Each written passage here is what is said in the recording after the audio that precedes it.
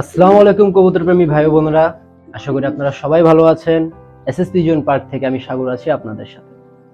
আজকের ভিডিওতে আমরা আলোচনা করব কবুতরের ঠান্ডা নিয়ে। ঠান্ডা সমস্যাটা কবুতরের, এটা আমাদের ম্যাক্সিমাম লফটে আমাদের দেখা যায় যে কবুতরের ঠান্ডা লাগে। আমরা অনেকে মনে করি এটা হয়তো বা বৃষ্টির সময় অথবা আপনার শীতের সময় হয়, কিন্তু মূলত ঠান্ডাটা শুধু যে বৃষ্টি বা শীতে হয় তা না, এটা মোটামুটি সারা বছরই আপনার যে কোনো কারণেই ঠান্ডা লাগতে পারে। তো চলুন আমরা প্রথমে জেনে নিই কোন কোন কারণে বা কেন আমাদের লফটে মূলত ঠান্ডাটা দেখা দেয়। আমাদের লফটে ঠান্ডাটা মূলত দেখা দেয় আপনার প্রাকৃতিক কারণে। প্রথমত যে হঠাৎ করে যে তাপমাত্রা ওঠানামা করে, এটার কারণে ঠান্ডা লাগতে পারে। আপনার খাঁচার প্লেসমেন্টের কারণে লাগতে পারে বা লফটের প্লেসমেন্টের কারণে লাগতে পারে।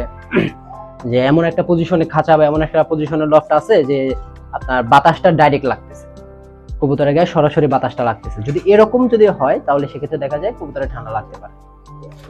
এছাড়া আপনার ধুলাবালি, ডাস্ট, লফট অপরিষ্কার থাকলে ঠান্ডা লাগতে পারে। এছাড়া আপনার ভাইরাস জনিত কারণে, যেমন নিউক্যালস, তারপর আপনার ওই রেসপিরেটরি এই ভাইরাসের কারণে আপনার কবুতরের ঠান্ডা লাগতে পারে। এই সংক্রমণের কারণে আপনার কবুতরের ঠান্ডা হতে পারে। কি কি লক্ষণগুলো দেখা দিলে আমরা বুঝবো যে কবুতরের ঠান্ডা লাগছে। কবুতরের ঠান্ডা লাগলে কবুতর প্রথমে দিবে, কবুতরের কাশি হবে, কবুতর গা ফুলায় এক কোণে বসে থাকবে, কবুতরের চঞ্চলতা কমে যাবে, কবুতর গা ফুলে এক কোণে বসে থাকবে, খাবার দাবার তেমন একটা খাবে না, আবার পানি টানি খুব কম খাবে। অনেক ক্ষেত্রে আবার যদি দেখা যায় ঠান্ডা বেড়ে গেছে বা ঠান্ডার পরিমাণটা যদি বেড়ে যায় তাহলে সেক্ষেত্রে কবুতর বেশি ঠান্ডা বেশি পানি খাবে। আবার ড্রপিং এর সমস্যা দেখা দিতে পারে, আপনার অস্বাভাবিক ড্রপিং দেখা দিতে পারে।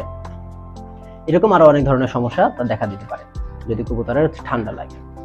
আচ্ছা, এখন যদি আপনার কবুতরের ঠান্ডাটা যদি প্রাথমিক পর্যায়ে থাকে, যে মাত্র আপনার ঠান্ডা লাগছে এরকম পর্যায়ে যদি হয়, তাহলে আপনারা সেক্ষেত্রে কি করবেন?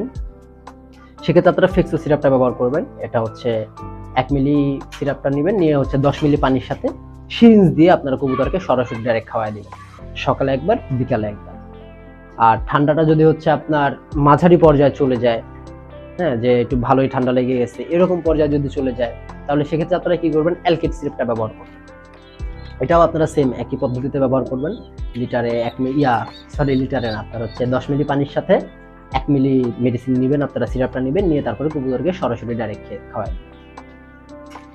আর কবুতর যদি নিজেরা খেতে না চায় বা নিজেরা যদি খেতে না পারে এরকম অবস্থা যদি হয়, তাহলে সেক্ষেত্রে আপনারা ভাতের মার অথবা আপনারা রাইস স্যালাইনটা এটা জাল দিয়ে তারপরে আপনারা খাওয়াই দেবেন। এতে কবুতরের খাবারের চাহিদাটা পূরণ হবে, পাশাপাশি আপনারা এই ঠান্ডার ওষুধগুলো ভালো কাজ করবে।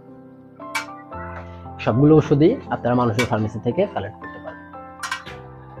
আর এখন তাহলে আমরা জেনে নিই, চলেন যে আপনার কি কি পদ্ধতি বা কি কি পদক্ষেপগুলো যদি আমরা অবলম্বন করি, আমরা কি কি স্টেপ যদি আমরা কিছু স্টেপ গ্রহণ করি, তাহলে আমাদের ঠান্ডাটা লাগবে না, বা ঠান্ডা লাগলেও সেটার চান্স অনেকটা কমে যাবে।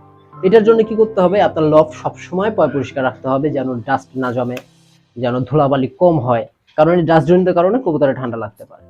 তারপর আপনার এই যে খাঁচার প্লেসমেন্টের কথা যেটা বললাম, যে খাঁচাটা এমন একটা পজিশনে সেট করবেন সবসময় যেন ডাইরেক্ট বাতাস না লাগে, বাতাসটা যেন বাইপাস হয়ে লাগে কিন্তু সরাসরি যাতে না লাগে।